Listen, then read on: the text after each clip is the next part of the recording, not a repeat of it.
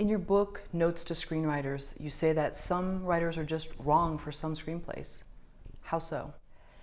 The truth is that probably the number one reason why we find problems in screenplays is that it was the wrong writer for that story, for that project. It's amazing how people will sign up for something that they're ill-equipped to do, from for several different senses, right? So the first sense of being the wrong writer for the project is just that this project is too technical for your skill level. So this happens a lot with people's passions projects, where they have this dream movie that they've wanted to write since they were 7, but then they start to learn screenwriting and they start on that movie. And no, that should be like your 5th movie or maybe your 3rd movie, but certainly not your first one. And so there's just this, the first level is just, you're not good enough yet to take on a project of that scope. Maybe it's too many characters, it's too complex in its story, the structure is just going to require more from you than you're able to give. So, and then the second, another part of that is sometimes it's going to require a lot of research from you that you're just not able to commit to, especially if you're learning your craft.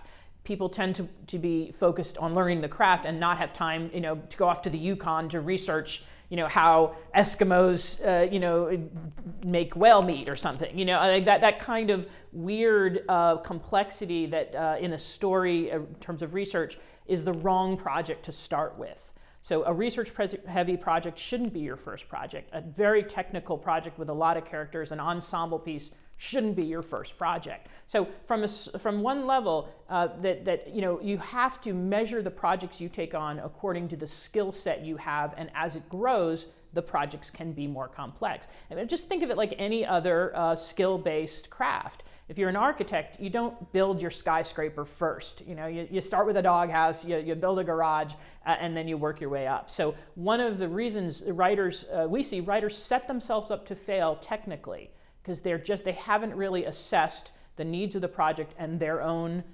craft level.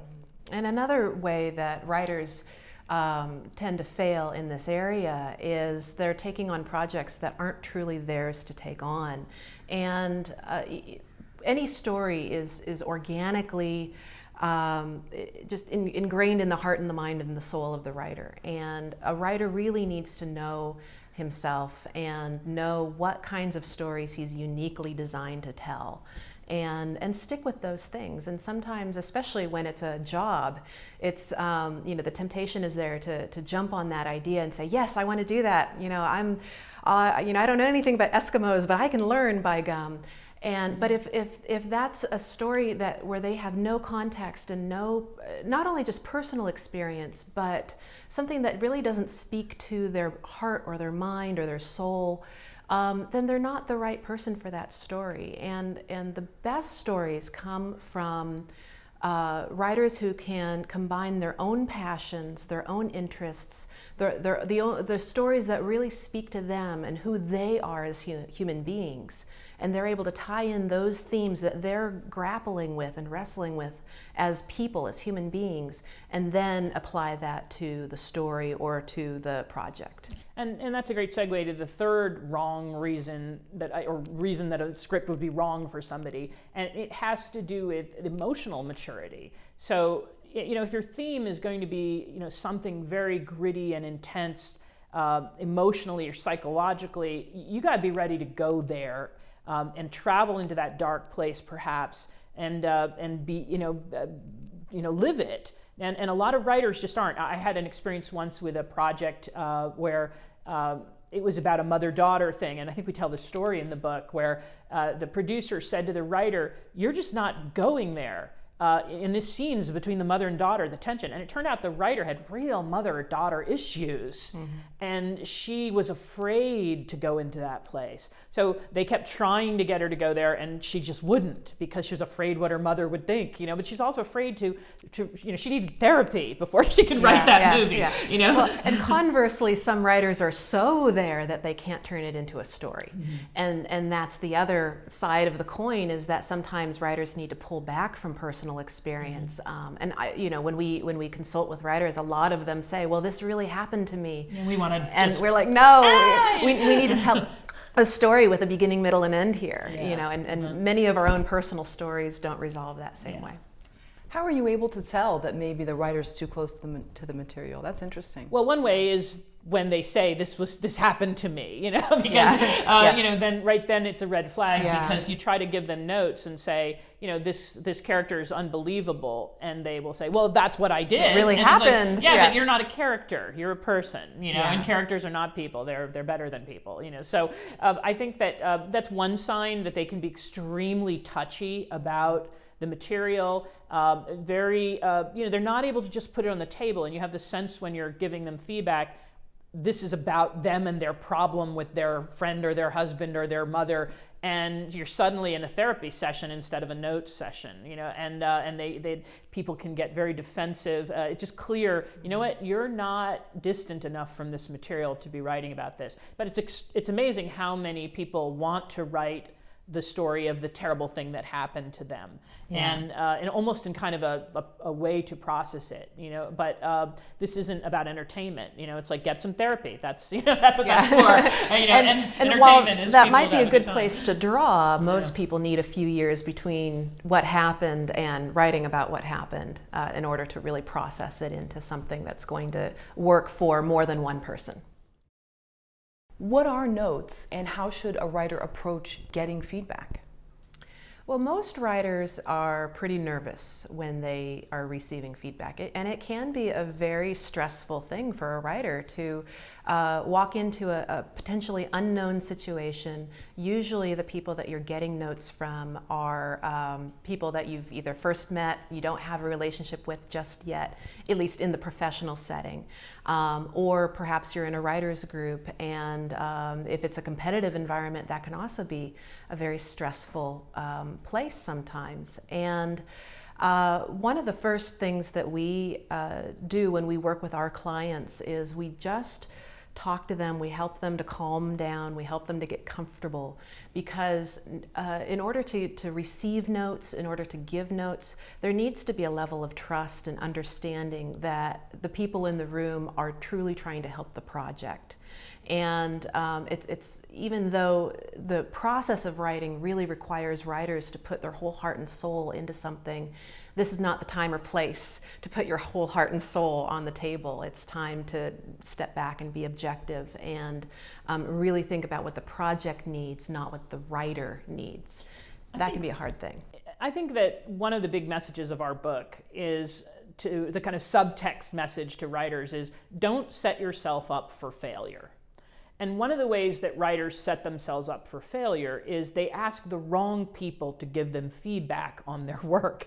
And we see this all the time. So wrong people to give feedback would be people who really, they're your cheerleader.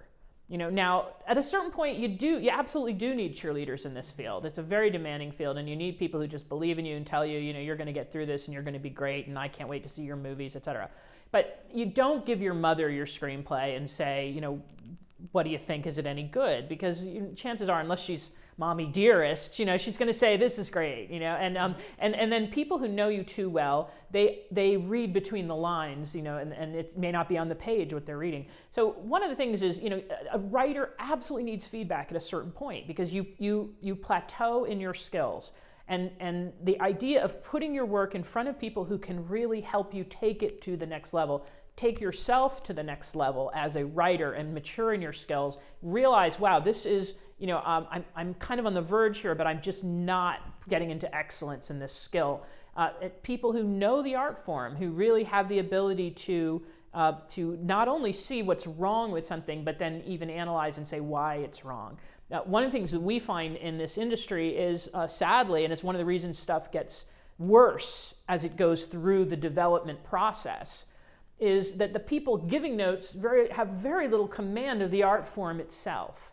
And that's something that a writer needs to expect. You know, I've worked for a whole slew of producers who didn't know what I was talking about when I said inciting incident or the first turning point or the arc of transformation, you know, any of the kind of standard jargon that storytellers, screenwriters use, and I've had producers just look at me blank-faced and to say basically, just make it so that everybody wants to see it and we make $10 million. Like they don't care. And the truth is that many projects are greenlit because somebody likes penguins or somebody likes princesses, and it's all, a lot of it is based on personal taste, but that's not going to give you a great story. And producers don't always have the story skills to be able to separate what their personal taste is from what a good story is.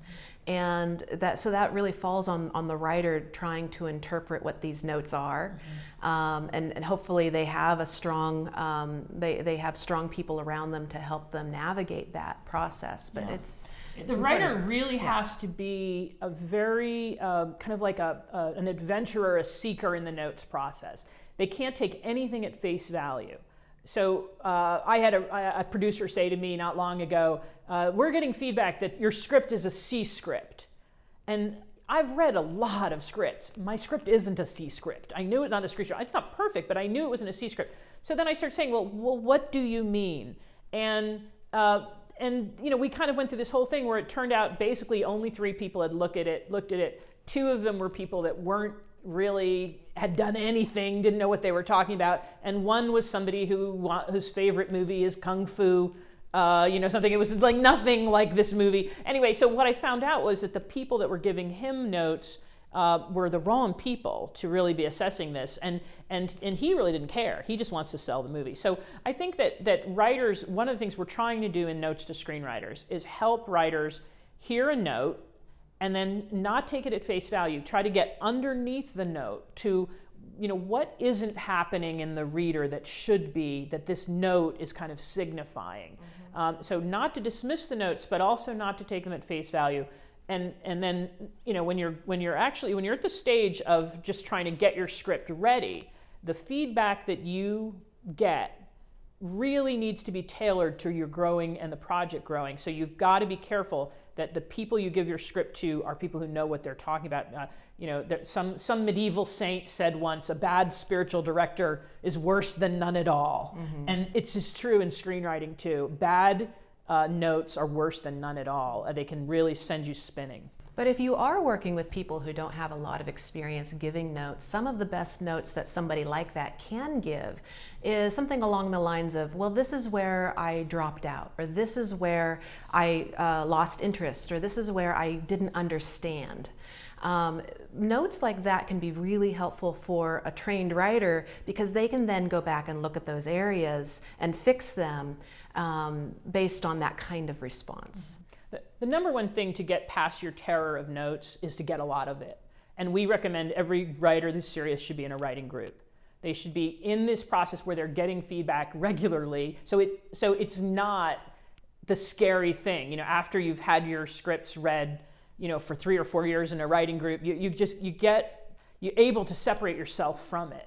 And so writers absolutely, they need feedback to grow. They've got to get used to feedback, and so they've just got to put themselves in an environment where they're getting good stuff. So being in a good writer group with other screenwriters who know the art form, who are also working on their skills, we think it's essential for a writer. And with that, mentoring is extremely important for somebody starting out to start to train their own ear in what kind of feedback is necessary and proper at different stages of the script. Speaking of what we're talking about, taking a darker turn, how does a writer know they're getting notes from, let's say, a saboteur in some sense? And maybe it's not that they're trying to really hold them down. Maybe they're afraid. They don't want them to succeed or whatever it is. You have a cheerleader, your family, maybe your friends, but there are also people that won't be truthful in the notes they're giving you, and it's a darker angle? That's a great question because there's a lot of competition and a lot of jealousy sometimes among writers, particularly in writers groups, and it is important to weed out the people who could be potentially sabotaging a project. But I would say, if you're getting notes that sound like they are, first of all, attacking the writer, those should be thrown out with, across the board. Those are not helpful in any way.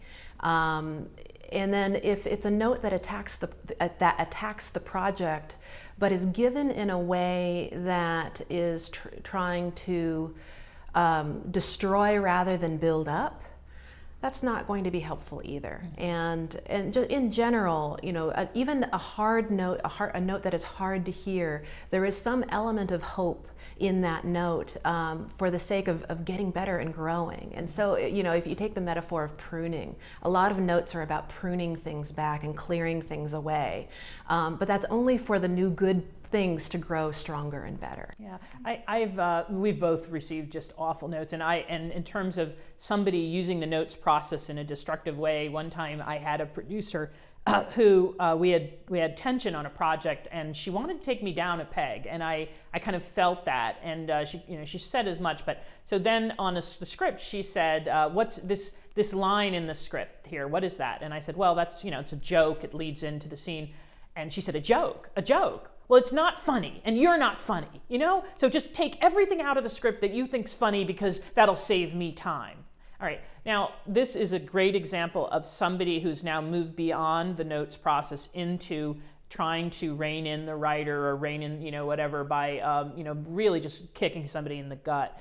And when you hear something like that, you know, and you can just kind of tell, you know, went right to the personal.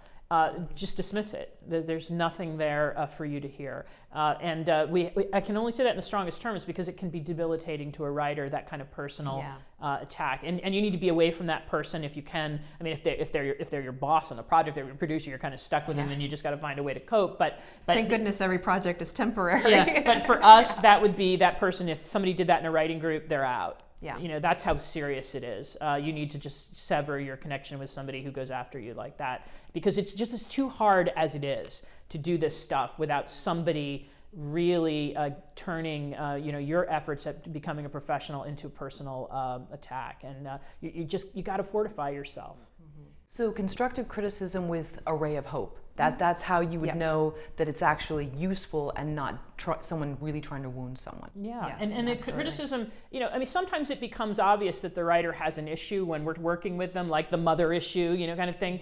But we don't go there really unless we're invited to, and that's another thing. You know, when it moves into the personal, the writer really needs to be the one to say to you, you know, I wonder if I have mother issues and I can't do this story. But for us to make that jump, it's very unprofessional. You know, we're there talking about, when we read this scene, this is where it leaves us. It's not bringing us where it needs to. And that's pretty much the best kind of feedback for a writer to get. So any kind of personal stuff, now you've moved out of the realm of professionalism, and we're very big on, this is a profession and a craft, and you need to have professional standards of behavior. That's the whole third part of Notes to Screenwriters is about that, because we've seen too many people fail because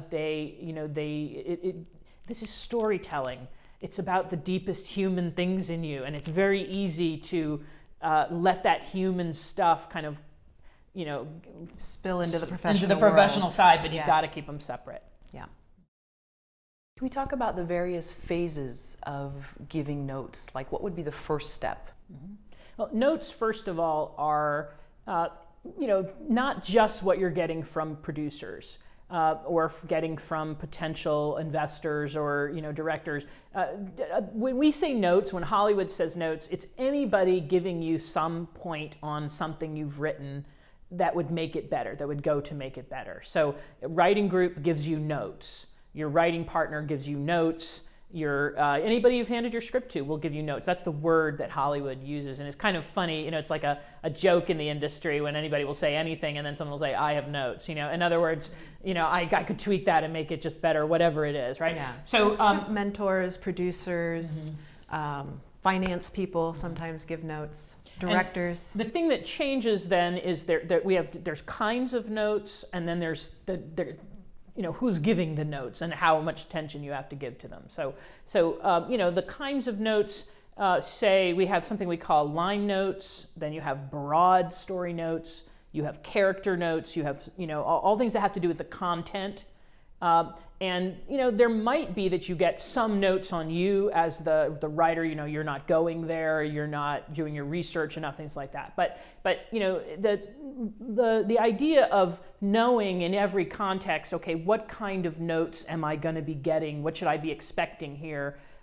So that you go into a notes session and say, this is what I'm looking for, and this is what they should be providing me. And again, in terms of setting yourself up for failure, one of the things that happens is that there's not that joint expectation. So the producer has one thing that they're thinking to talk about, and the writer's going in, with their little notebook open to get another thing, and the two things never meet. They're trying to get notes that maybe a mentor would give as opposed to a producer, and that can be a problem sometimes. Yeah. But the phases of the notes. So in almost every notes session, it's really important to start with the positive and start with what's working about the project, because everything needs to be couched in that. And so many notes sessions are focused on the negative or on what's not working, that sometimes when a script is 90% working and you're focusing on that 10 that's not, it's easy to lose perspective as a writer. So it's really important if you're giving notes that you're really focusing on, okay, these are the 100 things that work, and then now we're going to focus on the 10 things that don't. And then also in every note session, I think it's extremely important to say right up front what the purpose of the notes are.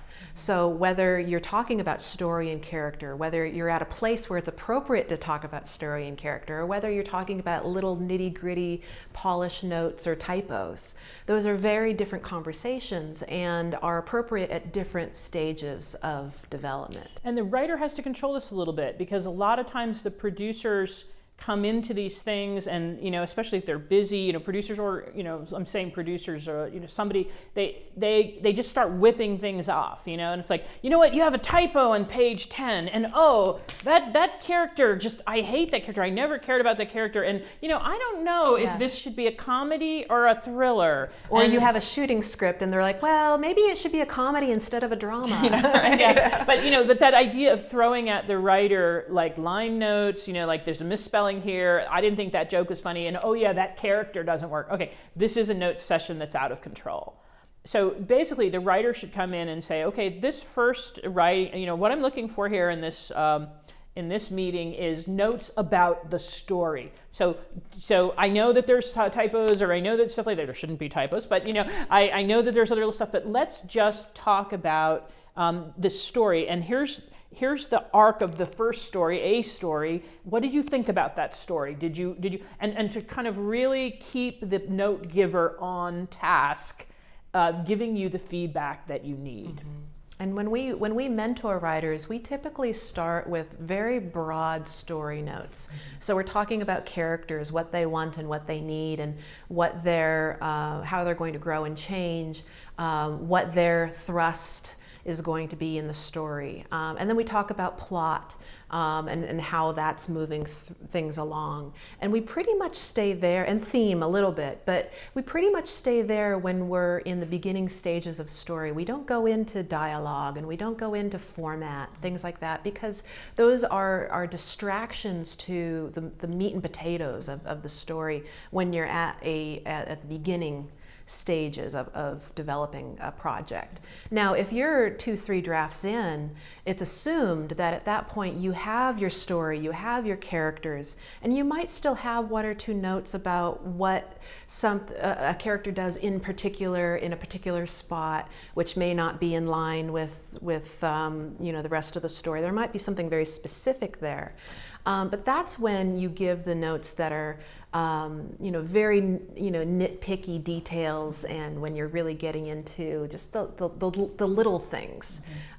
If you're giving really big, broad story and character notes on a 3rd, 4th draft, that means that there's a really big problem with the skeleton, with the core of that script, and it probably needs to be completely gutted and retooled. Yeah. We find that if you take care of the big issues, it's amazing how many of the little issues resolve themselves. And yet most writers are so resistant sometimes to addressing the big issues, because the big issue sometimes is this plot just doesn't work. It just doesn't work. And that one is a note no writer wants to hear, because it means completely rewriting the story. Reconceived. And so they do want to focus on, well, did you like the little subplot that takes place in the sardine factory? And it's like, we don't care about that right now. We're telling you that this character's overall movement from, A to B is not convincing and compelling. And that's what we need to go back to. And you have to keep pulling the writer, back to that. But again, the writer needs to be managing this notes process in a lot of ways. And everybody they meet with, they need to know what they're looking for. And here's a red flag on notes, by the way, too. If someone who's giving you notes tries to tell you how to solve the problems in your story, chances are you should nod, be nice, and get out. Throw it out the because window. the truth is, the people giving notes have read your script once, maybe twice. They're not invested in, they don't know what you've rejected, they don't know what you've tried. All they can do is tell you what isn't working for them, and that's the feedback the writer needs. As soon as the note giver starts to say, here's what you need to do, chances are they're defaulting, that note giver is defaulting to something they've seen in a movie before, or they've seen in a story before, and they're trying to plug in a fix that they, like kind of some all-purpose fix. You need 10 girls in a bikini in a car to drive through, to kind of pick up. Can we get an explosion in here? What was it? We had one pace. executive give a note once to a friend. Can't we get a decapitation in before the midpoint just to pick it up? But that idea of trying to plug in a fix, or anybody trying to do your job, and it's like that's not the note giver's job. The note giver's job is to say, this is how this affected me. This is what I got out of this, not this is how you should fix it. And the writer really has to resist someone else solving their problem, trying to do their job. Let's say a writer is moving up the food chain with a project, and they know that they're going to have 5 minutes, and this person may go right for the jugular, and they've got to compose themselves, and they don't want to lose this whole project. What are some tips on keeping calm and really keeping your defenses back? Because maybe whoever's going to deliver these notes is a power player, and they're not going to be kind. What are some tips on that? Well, I mean, what's implied there is that it's a high-stakes situation. And now, if this is somebody who can literally greenlight your movie, you should definitely take their note with, Yeah, exactly. Yeah. Now, but if they're not, if it's just somebody giving their 2 cents, but they're a higher up, if it's a false sense of power, then they've got to take that note just like they would with anybody else. I think the best thing is to just tell yourself going in, this isn't me. Like, this is my table. This is a table. There's my script on the table, and I'm over here. And what we're doing is talking about that thing. We're not talking about me. As much as you can separate yourself emotionally from your work, and the best way to do that, write 10 scripts, write 7 or 8 scripts, right? Because the more you do it, the more it's just another project. Yeah. And but if you've got this one, and this is your life and it's your passion, then you're so invested in it. But there's nothing like being 5 or 6 scripts past that one to make you go back and say, yeah, I can lose that thing I was so attached to, But I think that one of the signs of a writer that's difficult is that they are way too attached to the project. It's way too much about them. Which goes back to it's too personal and they need distance, personal, right? Yeah, you're not a professional. In terms of basic skills and natural gifts, how does one know they should be a screenwriter? It's a great, great question, and amazing to us how few people ask that question. People decide they want to be a screenwriter because they like movies way too often. Or maybe they don't even like movies, but they just had an idea that they thought could be a movie. There's not enough of people stepping back and saying, what are the essential skills of this field, and do I have them? And do I have them in like the top 10% or even 5%? And am I willing to hang in there long enough to develop? Yeah, these skills? I think that the number right now is 2% of the members of the Writers Guild of America make a living as screenwriters. So that means 98% are doing other things too, and but we think this comes back to just a failure to really stand back and say, what natural abilities should I have to be a good screenwriter, right? So right off the top, you got to have what we call a honed story sense. A honed story sense. This is somebody who has instincts about story. And we don't know where you get this except from having read a lot of stories. So one of the things we say all the time is great writers are great readers. So you want to get good instincts about a great character. Well, you do this by reading the Arabian Nights and the Greek myths and the Brothers Grimm and the Arthurian tales and Count of Monte Cristo, and then as you move up, read the Russians, read the great novels, read Dickens and the Brontes. Like, you should be, as a storyteller, somebody who is in the company of storytellers as your preferred place to be. And you've probably been devouring this your whole life. Mm-hmm. And this is something that is developed, from kindergarten on, is this sense of always wanting to be in story. Mm-hmm. And I think that that's a natural inclination that speaks well to, a screenwriting career. Story is like instinct. This is a high stakes choice. This is a real crucible situation. Some people have that instinct and some people don't. And if they don't have it, you're sitting there it's like trying to explain to a duck why they should fly south. Really hard. They just don't get it. And so when we meet somebody like that has no instincts in story, we know, I just want to tell them, in fact, we give them a list of the 100 most influential stories ever written. And I say, go read, start knocking these off one a month, and in 5 years, you'll be ready. And I would say the difference between, say, a novelist and a screenwriter is in addition to all of these great books, screenwriters also watch a lot of movies. They've seen all the classics. They are up on what all the Academy Award winners are for that year, and they have a good sense of what's going on in their genre that they're interested in. They're just constantly taking in, and they're also reading scripts. It's really important for screenwriters to read what's on the written page in screenplay form, because that's going to say so much about, it's really just going to speak to everything that they need to know technically about how to tell a story on the screen. I mean, the second essential skill that you got to have is a sense of the moment. That movies are combinations of beats and moments, right? Beats are something happens in the plot. Somebody makes a choice and it leads to this consequence. So that's part of the story sense, a choice, something happening. But moments are the emotional stakes underlying that choice. So, when you think of a movie like Titanic, what's the moment? Those two standing on the bow. Everybody can see that moment, right? Yeah, I'm the king of the world, right? But that was a great, great moment that resonated with people. So having a sense of where are the moments in my movie. One of the complaints that we hear in the notes we hear from people about movies today, right? And the subtext complaint is, I just sat through a 2-hour movie where there were no moments.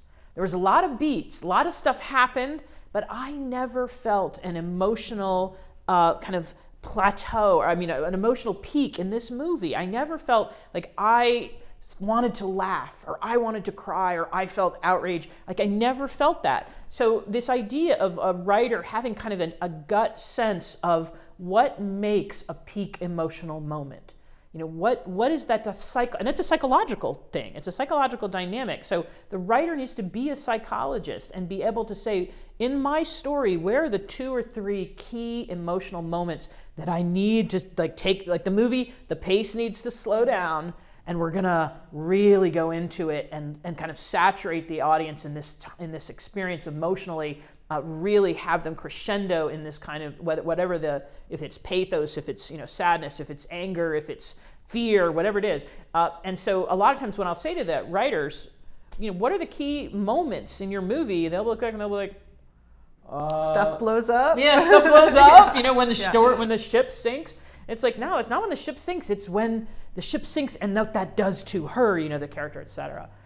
So letting it land, in a sense. It's not, because I see a lot of stuff today that it almost goes there, but it moves so fast. It just keeps moving. Yeah, yeah. And I would say with independent film, you also have the reverse problem where if you have too many moments, it's not going anywhere. You're just sitting there watching people emote, and then there's no pace. There's no dramatic tension in that regard, and it just fizzles out. But yes, I think that there's, both of them are dangers for sure. And we list actually 7 in our book, Essential Skills for Screenwriters. I think those are the two, key ones there. But the main thing is that to approach this field as, something that you have been made to do because of your natural gifts. You don't just do it because you're like the glamour of the business or the Hollywood thing, all of that stuff. No, you do it because you were made to do this, because the gifts you have are geared towards this. And so one of the things we do in mentoring writers at Catharsis is to help them try to figure that out. Do you have the chops to do this professionally, or is it going to be a hobby for you? Yeah, because there's raw talent, there's natural inclinations, but then there's also 10 years of hard work of applying skills and building on skills and really strengthening your muscles and being able to be the right person to tackle the project. And that's a long-term investment. It's a marathon. And it really does take both in order to have a career. And and I would say you can have the skill set level also determines where you're going to play in this business, right? So I have a sister, she's a professional opera singer, and she's like, the top 2% of opera singers sing at the Met. The top 10% sing in San Francisco, Denver, Chicago. The top 20% sing in Portland, Seattle, whatever. So in other words, it's possible to be a dramatic writer, a writing for the screen, but not necessarily playing at the Hollywood studio level. You can be writing web series content that will get an audience of the 100,000s or even the tens of thousands. Your skill sets can take you there. You can be in the indie world where you'll get in your lifetime 3 checks for $20,000 for different projects, right? But you can make a little movie that will get seen by tens of thousands of people in a few festivals. I think that you don't have to say, if I can't play it at the top level, then I can't play at all. So one of the things we try to do in our mentoring of the writers, figure out where your skill set is going to put you. What percent, where do you fall in terms of the most influence, the most impact, the most money? How are you competing? Because again, don't set yourself up for failure. If you're only in the top 10% of writers, then don't try to play in a field where the top 2% are going to be the ones who make a living out of it. And screen storytelling is so diversified now that there's no reason to not find your niche at this point. So, what does it mean to say that a story is better than the real? We love that line, story's better than the real, because one of the things that we've figured out is, story is a thing that's different than real life. And I mean, you could talk about that for 10 years. What does that mean, especially in the in the realistic filmmaking the phase that we're seeing, especially in the indies. But the truth is that a story isn't real life, and in some ways, something's a story in every way in which it's not real life, right? So in real life, people are mainly mysterious to us. We don't know why they do what they do. We don't have access to their motivations. Story is not like that. We do have access to their motivations. We do know what's driving them. So watching a story, you get a little surge of guilty pleasure because it gives you something real life cannot legitimately give you and that you have no right to want in real life. So if a movie, when we read a script, if it doesn't give that access, if it doesn't clarify the motives of a character really, what they want and what they need and what's driving them, it's a bad story, because that's one of the things that people expect in story that they're going for is access, emotional access. Mm-hmm. And another way that story is better than the real is that the settings are more interesting than our everyday lives. We don't go to the movies to watch somebody, in the bathroom for an hour getting ready for work. That's our everyday mundane life. We go to the movies to see beautiful landscapes and beautiful vistas and to see quirky worlds and quirky arenas that are more interesting than our everyday world. And similarly, the characters in movies, we like them because there is something just a little bit, they're like us, but they're just a little bit better than us. And that's the quality of a hero, is somebody who aspires to do the things that we could grow up to do, that are within reach of what we could do, but are just, they're just going a little bit more beyond what we might be doing in everyday life. Yeah. Another way stories are better than the real is that they're structured around a theme. They're structured around some universal truth about human life.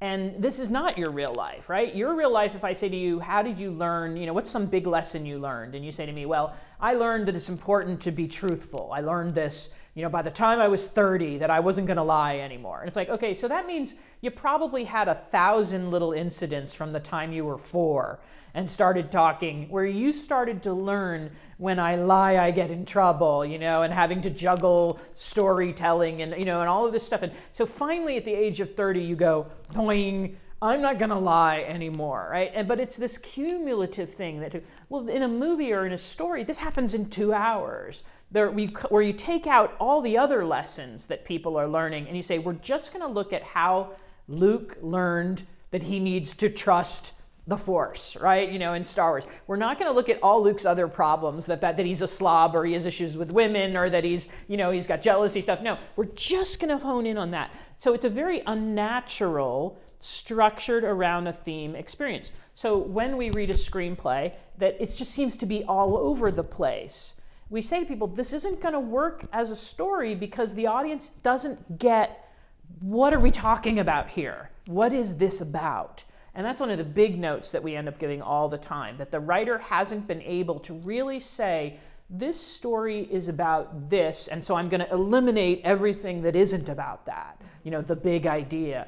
The writer sometimes just never made that choice. And so you stand back from the screenplay and you say, I don't know what this comes down to in the end. I don't know what this is really about.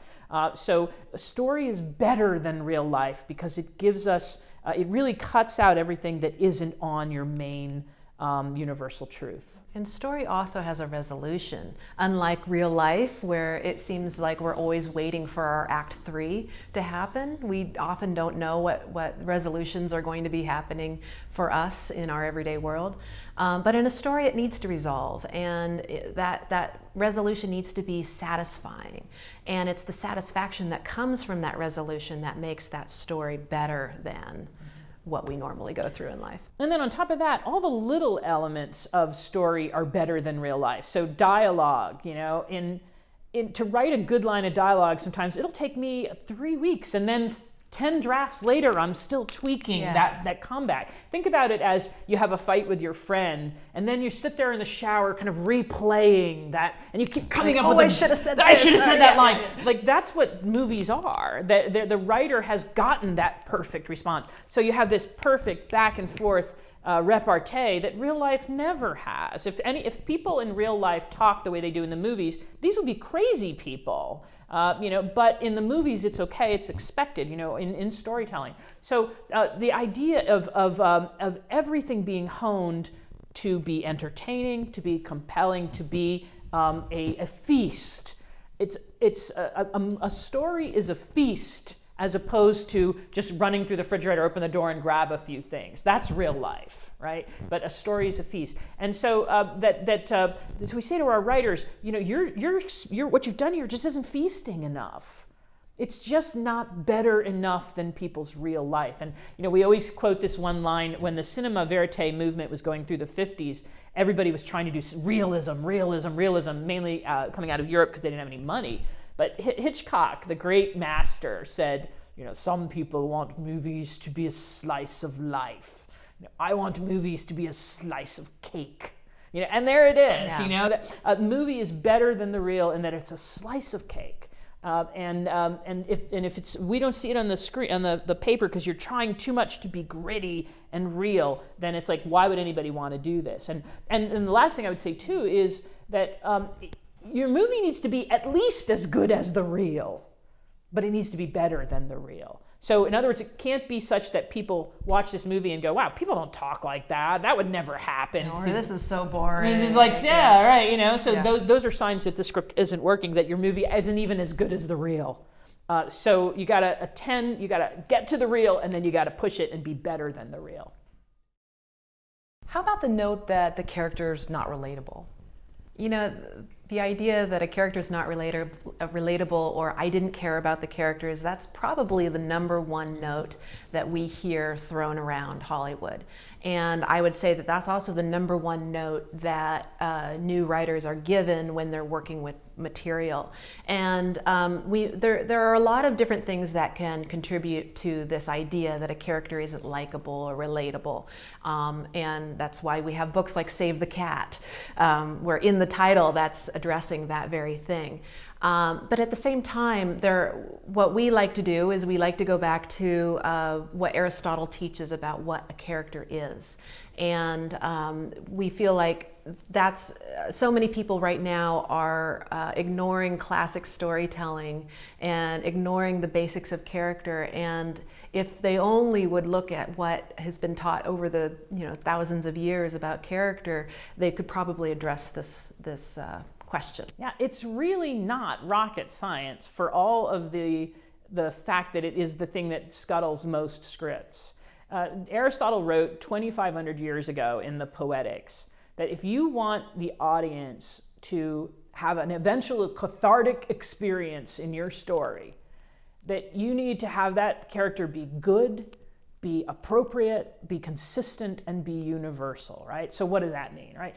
The main character, the protagonist, needs to be oriented towards a good quest, that the audience needs to sign on and say, yeah, that's worth going for there. So, look at the Odyssey, this famous Greek. What does he want? He wants to get home. He wants to be with his wife. That's a good quest. And the audience goes, yeah. So one way to scuttle your character right away, suppose their quest is, I want to make $1 million. I want to be the richest stockbroker on Wall Street. The audience goes, right? So we don't care now, right? Or you give them some kind of a goal that just is like weird or dark or hateful, and now the audience goes, yeah, I don't sign on to that, and so now they disconnect, right? They need to be appropriate. That is, the main character in a story needs to have a substitutional role for the audience themselves. They need to be somebody that we feel safe with to say, that's going to be me in the story. I'm going to travel through that person's experience in the story as though it was mine. That's why we laugh and cry and feel scared at what's happening on a flat screen, because we've actually moved into that character's life, if it's working. So if you make the character so off-puttingly weird that the audience goes, yeah, I'm not that guy. Think about it. The audience is, people are sheep. If somebody comes in and looks goofy and kind of strange, nobody's like, everyone's like, give that guy some room, right? Mm-hmm. So this is a tricky thing in a movie, because you need your character to be quirky and better than the real. They need to be intriguing and interesting and a little bit smarter or, good at something the audience isn't, but they can't be off-puttingly weird so the audience feels nervous about them. Now you can absolutely have characters in the movie who are that, but not the protagonist. The main one through whom we travel, who's going to stand in for us, has to be somebody that we feel safe with, right? Appropriate.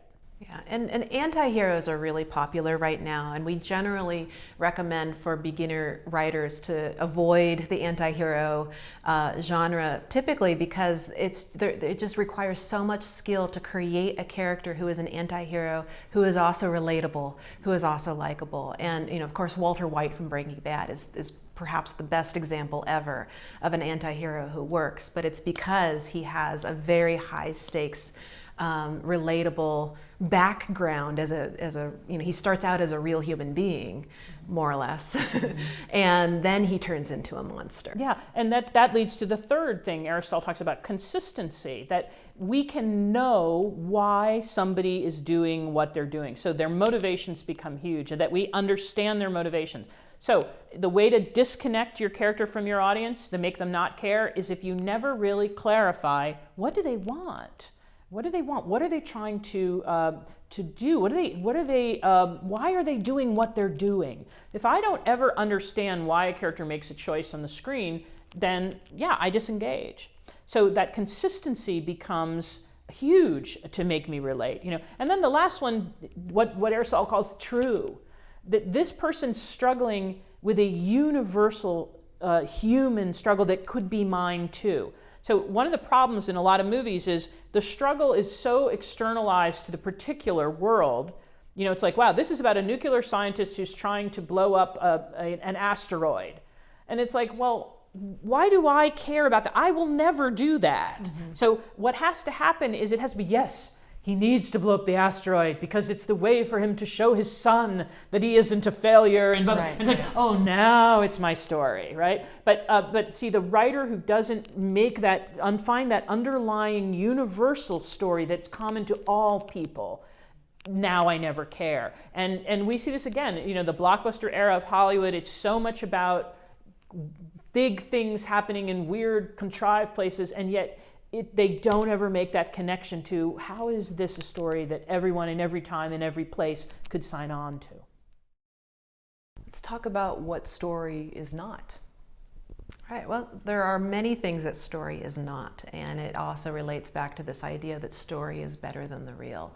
So one of the things that story is not is that it is not a literal day in the life. It is not just a plod through the day and I get my coffee and I wake up in the morning and I go to work. There's something that there is a core action or a core problem that is bigger or better than the real that ties it in, that can tie it into an everyday situation, but it's not just those little everyday moments. And I just wanted to throw in there, you know, Boyhood was my favorite movie of the year, and I think that, you know, it breaks all of these rules. But the reason why it works is that it's not just a day in the life or recounting, but it's this device of having happened over 12 years that makes it so fascinating. And so there are exceptions to this rule, but on the whole, these are the things that people should avoid when they're approaching their stories. Another one is random musings. You know, this is it seems to me where it's very pretentious, where you have some characters sitting in a diner and somebody goes, ketchup, what's that about? Right? And then the movie just kind of moves through people saying that. And, you know, it's funny to point out that people think they're profound when they're not once in a while. But if your whole movie is just kind of like, ketchup, what's that about? The audience, after about 20 minutes, if that long, will go, do I need to be here for this? What is this? And it feels very pretentious, kind of just fishing around. Well, these are just some people who really, they had one germ of an idea, but they really didn't think this through. It doesn't have any progression. Mm-hmm. Stories also, it's not a straight line. It needs to go up and down and around, and there needs to be highs and lows. And in the same way that it's not a day in the life, it's not just a straightforward telling of events. You know, another one is story is not a fascinating place or even a really cool event. So we get pitches like this all the time. People are like, I want to write a story about, or I have a movie about a nuclear submarine getting stuck on the bottom of the ocean. And we go, and what's the story? What's the story? And they're like, a nuclear submarine's on the bottom of the ocean. It's like, that's not a story. A story is when you start telling me and what the character's stakes are, you know, with that, you know. So another one is, oh, wow, I went to this amazing village in China. And, you know, it's the village where they make, you know, the dragons for the festivals. It's amazing.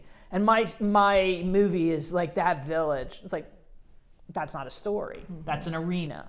So we're constantly having to help writers distinguish a really cool arena, you know, or an interesting, you know, kind of event from being a story. Those things aren't stories. Yeah, or Chicago in the 20s.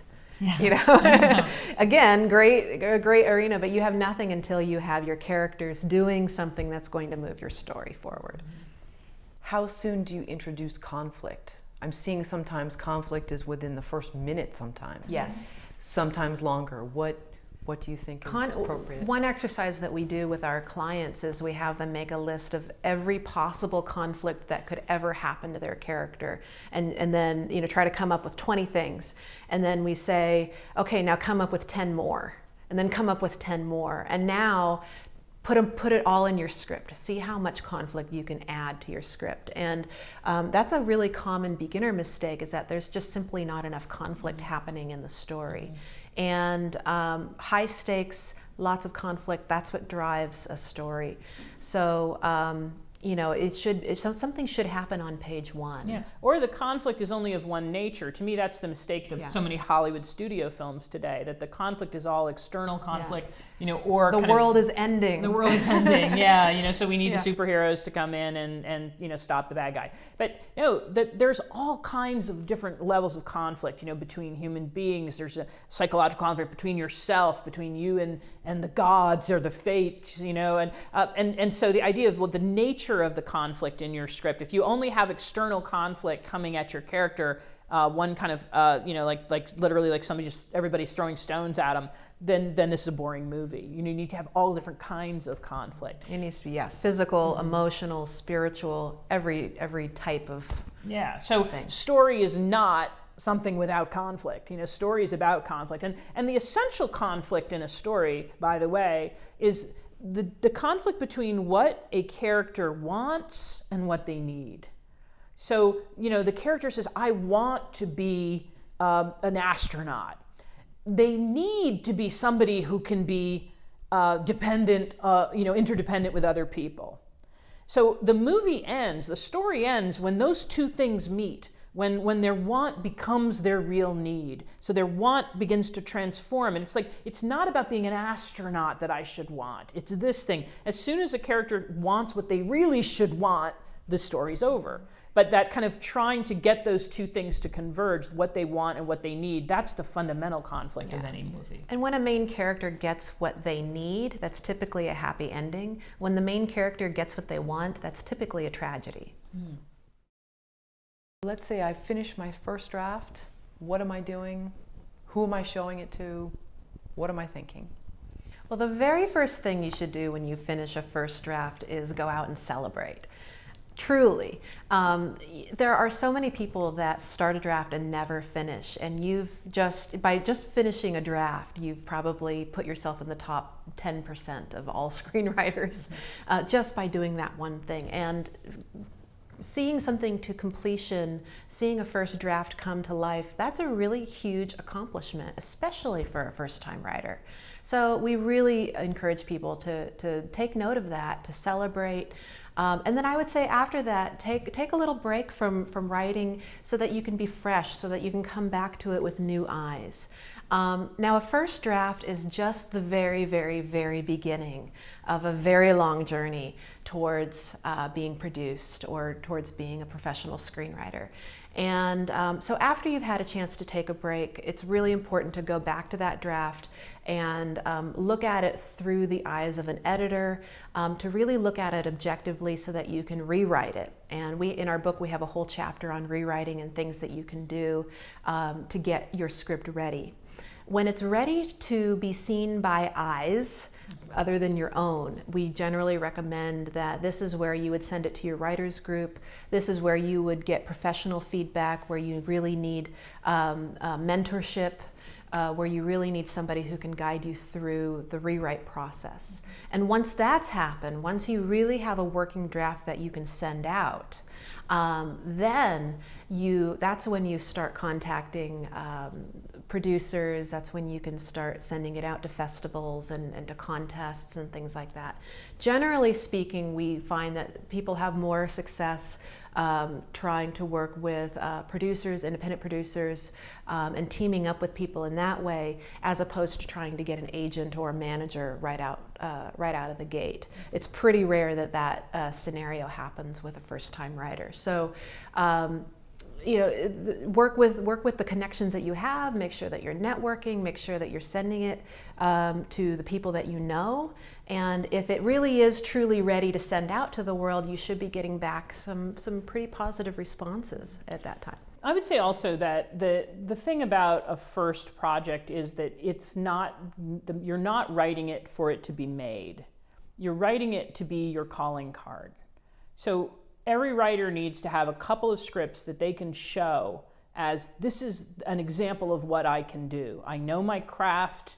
I know the business of this art form. I can marshal people's emotions. I can take a character on a journey. So because nobody's going to buy your first script or your first 2 scripts, you're looking to get work. You're looking for people to say, wow, you know what you're doing. I have this little project and we need a writer for it.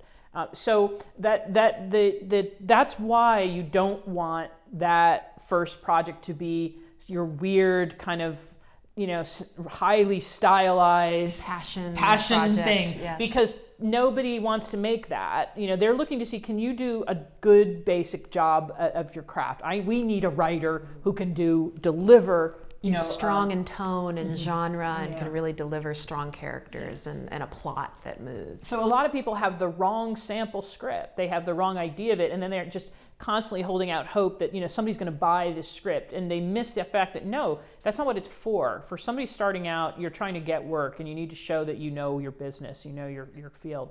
So we stress that with writers all the time. The truth is, your first script probably nobody should ever see. Your second script very rarely should anybody see. But when you start, okay, now you're in your 3rd project, your 4th project, and now you're really, you're getting stuff that should be seen. But again, know what you're doing with it. This is a sample of your best work. It's a sample of what you can do. And so that, again, 2 different projects. One is more your particular voice. The other one really shows, as Vicki said, you understand genre. You understand the basic structure of storytelling.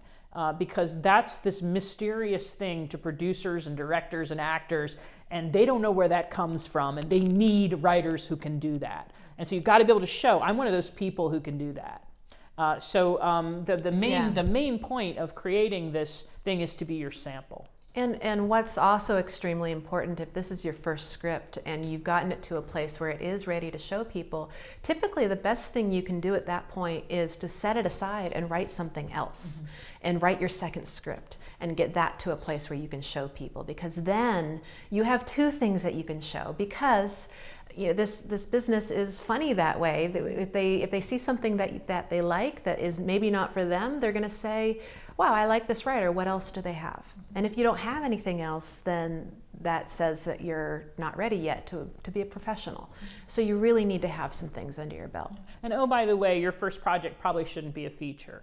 Your first project should probably be a short film, or an internet web series that are 5 2-minute episodes, or something that kind of moves you into the feature realm. The feature storytelling is the hardest kind of visual storytelling to do. So why would you start with that? Start. You got to walk before you can run. But you'll have more confidence as you do these little projects, and then you work your way up, saying, now I'm ready to write a feature. It's amazing how many people, start writing an epic, scope. Lawrence of Arabia, $100 million big budget thing as their first project.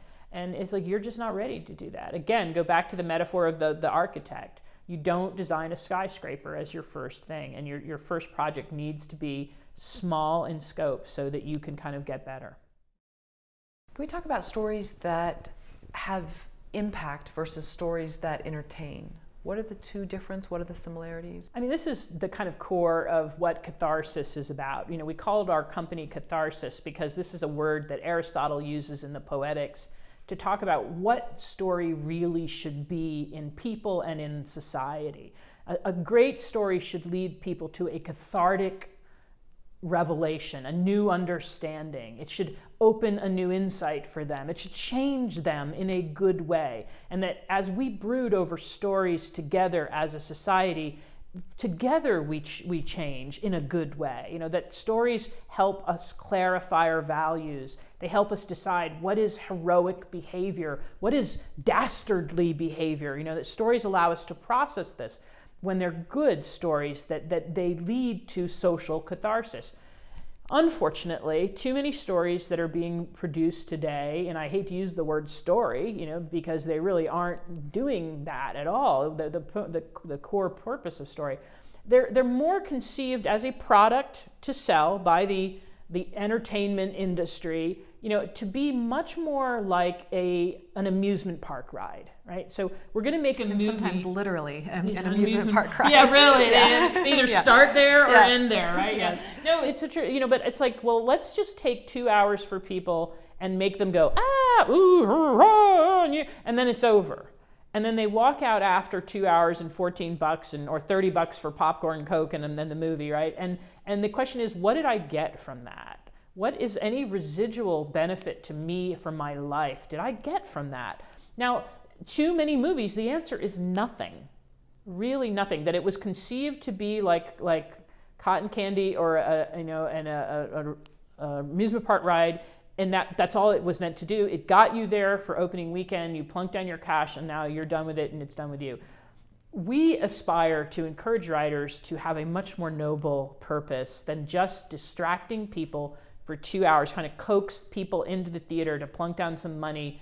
The contract with the audience for us is we're going to give you something really worth your time, that we're going to give you something that might help you on your journey.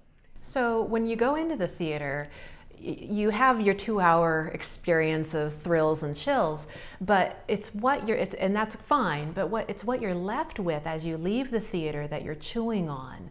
That is that moment of catharsis that we want to have for the audience to experience. And so and that often has to do with the ending and its final image and what the audience is walking away digesting after having experienced this movie, so that it's not just a 2-hour event. It's an event that becomes ingrained into the rest of their lives. And it's something that they're thinking about. The question for the writer is not what you're going to say to the audience in your movie, but what the audience is going to say to themselves after this movie. I remember a story of one guy that I heard where he saw Finding Nemo with his little boy and his wife, and he's this big guy. He was a Marine and not really a philosopher, but they're in the truck driving home after Finding Nemo, and he said to his wife, babe, am I a good dad? And I mean, that to me is a cathartic story. That you watch this movie, so enjoyable, so delightful, so clever and creative, but at the end, it provoked him to ask himself, am I a good dad? And want to talk about that. This is what we need, and it doesn't happen by accident. The writer has to have something to say, has something to give, something to share, something to propose that we should brood over in their concept. And then that gives this meat to the project. And there's just too many projects that are not solid meat. There's just nothing there. There's nothing really worth sharing. And it's intentionally done that way. I've been unfortunately, the Hollywood development system militates against something meaty because they're nervous that it will turn people off, right? We don't want to put anything in the movie that might make people think, that might make people maybe they won't like it, maybe they won't get it. And conversely, they don't shy away from controversy, but they do shy away from meaning. From meaning, yeah. And so this is I think today the challenge for somebody who's a storyteller today is to shake that off. Shake off that I'm here just to create some sausage. That's the word they use in Hollywood for story. It's like we're generating sausage. It's like, no, we're not. We're generating story. And story is a beautiful, noble, important thing. It's critical to a good society, and it's very broken right now. So we want storytellers to kind of really reclaim their noble purpose. The storyteller used to be in ancient societies right next to the chief and the priest as the most important person in the society, because they were going to lead the society to really look at itself to grow and deepen. We need to get that back. Nobody right now would think that Hollywood storytelling is like, leading our society to deepen and grow. Yeah. It's pathetic. And it starts with the writer, and sometimes the writer is the only person in the room who will champion that. But that's okay. So long as the writer continues to be somebody who champions that, it won't be completely off the table. When did it change? You said today, so it sounds like of a different era, different years, 70s, 80s, maybe. It had 50 years ago, it was still around. Yeah, I mean, I think that there were two central changes. One was when Hollywood got broken up, the studio system got broken up in the post-war period, and basically it went from being movies made by people who love movies to movies made by corporations. The second thing that happened was the blockbuster period. A little movie about a shark, was shot for $8 million or so and made $1 billion.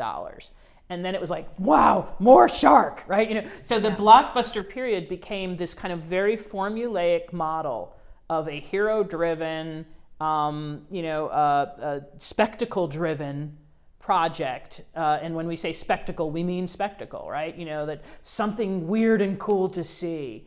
And that trumped then the inner story, the story of the character's transformation. And so that's what we've seen. You look at these just like scads and scads and scads of these comic book movies or these, big budget action nothings, right? And they're just about that. They're about providing 2 hours of spectacle, and it's about we'll make this movie for $100 million and it'll make $500 million, and that's all it's about. It's a product to be sold. It's about coaxing the audience into opening weekend, and there's no concern for what is this story really saying? So the writer has to have enough confidence in themselves and their vocation to say, no, I'm not just making sausage. I want to make something that will leave my world and the people and my audience in a better place. And so we're find producers who also resonate with that. Find we want to really renaissance in this storytelling industry. It's going to start with the writers. And it can happen on the big studio level, and you'll see that there are some that make their way through there that have both, and ultimately they end up doing much better at the box office anyway. Just thinking back to E.T., I mean, I know that that's a blockbuster from many years ago. There were the toys, there were all the things that went with it, but there was still that emotional still there. Very heart and beautiful story about a coming-of-age movie. I mean, coming-of-age movies is almost a dead genre right now. What does that say? We've lost even the faith to say that you would go on a growth journey as a young person. We don't even want to say that anymore. There's almost no coming-of-age movies. I think that's what makes Boyhood so fresh. It's like, wow, we haven't seen a coming-of-age story for so long. So I think that that storytelling is broken. We just have to acknowledge it. It's broken. And we need to look back to the classical era, I think the classical nature of story. We have to look back to move forward. And that we have to say, no, story has a nature, humanity has a nature, and they have to work together. We're going to reclaim the purpose of story in our society and really start to bring people back to the movies again, and so that they walk out and say, that was cool. Like that one I want to talk to people about. And that's what makes a classic. That's what makes it last for 50, 100 years.